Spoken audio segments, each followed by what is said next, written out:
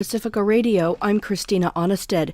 Ukraine's President Volodymyr Zelensky is on his way to the United States for a summit with President Joe Biden and to address Congress at the nation's capital tonight. The trip is his first known outside the country since Russia invaded Ukraine in February. U.S. lawmakers are set to vote on a year-end spending package that includes about $45 billion in emergency assistance to Ukraine. As the Pentagon prepares to send Patriot surface-to-air missiles to the country, Russia says the Patriot battery and any crews accompanying it would be a legitimate target for Moscow's military. The visit comes a day after Zelensky traveled to the eastern city of Bakhmut, which was the scene of some of the most intense combat since Russia invaded the country. His remarks appeared on Al Jazeera.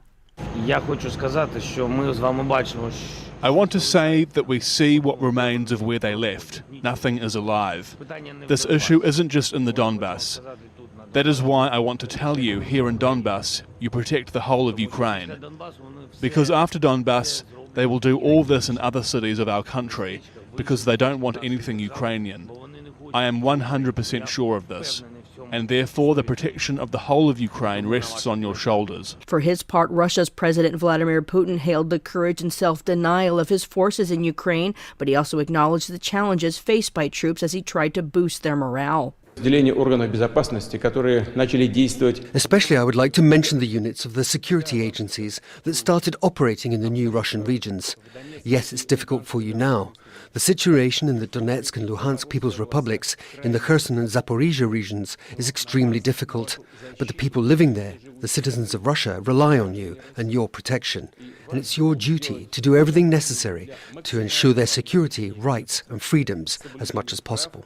In the U.S., the House Ways and Means Committee has voted along party lines to publicly release a report on Donald Trump's tax returns, which the former president has long tried to shield. Democratic Committee Chair Richard Neal said committee staff discovered the IRS had failed to audit Trump's tax filings during his first 2 years in office, despite that being mandatory. He said poor people are more likely to be audited than the wealthy. There were no audits in a timely manner. And that goes, I think, for 2017, 2018, and 2019.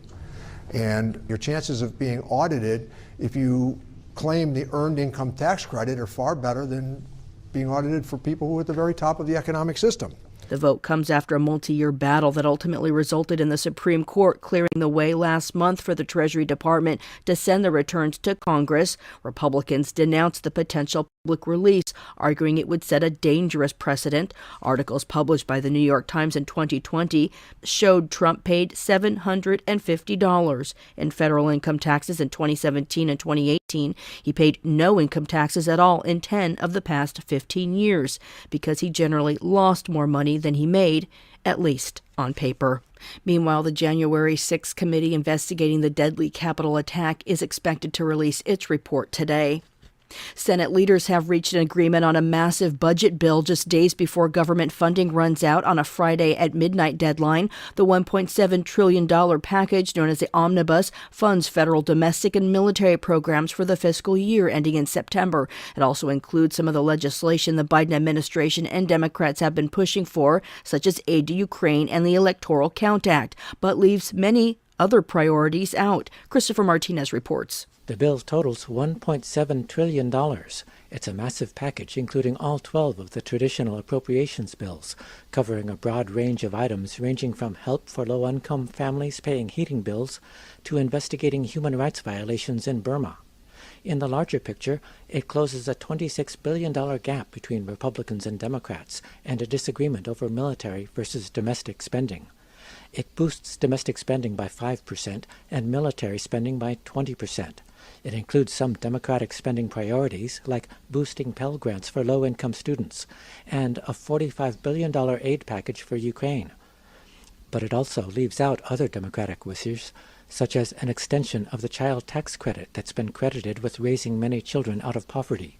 It also fails to include Democratic proposals for pandemic aid, a path to citizenship for dreamers, and a proposal to let cannabis dispensaries keep their cash in banks. But the measure does include some other Democratic priorities, such as a compromise Electoral Count Act. The omnibus budget bill will likely go first to a vote in the Senate, and then, by Friday, to the House for final action. I'm Christopher Martinez. I'm Christina Onnested, reporting for Pacifica Radio.